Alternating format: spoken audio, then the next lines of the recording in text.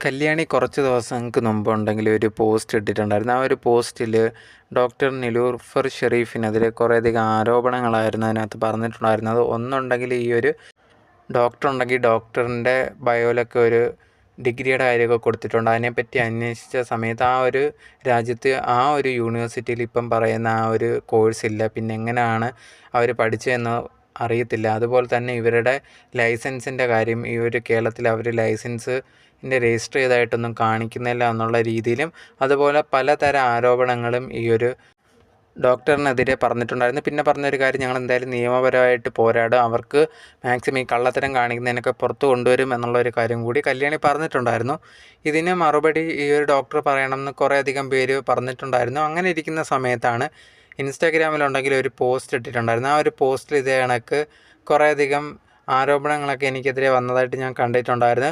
നിയമപരമായിട്ട് മുമ്പോട്ട് പോകുന്നതുകൊണ്ട് മാത്രമാണ് ഇതിനെക്കുറിച്ച് ഫുൾ ഡീറ്റെയിൽ ആയിട്ട് നമുക്ക് സംസാരിക്കാനൊന്നും പറ്റാത്തത്. പക്ഷേ ഞാൻ നിയമപരമായിട്ട് തന്നെ മുമ്പോട്ട് പോവുകയാണ്.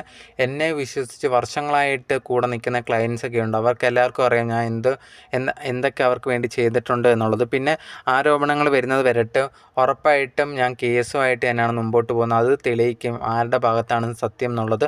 അന്ന് എല്ലാവർക്കും മനസ്സിലാവും എന്നുള്ളൊരു കാര്യം കൂടിയാണ് ഡോക്ടർ ആ ഒരു പോസ്റ്റിൽ പങ്കുവച്ചിട്ടുണ്ടായിരുന്നത്.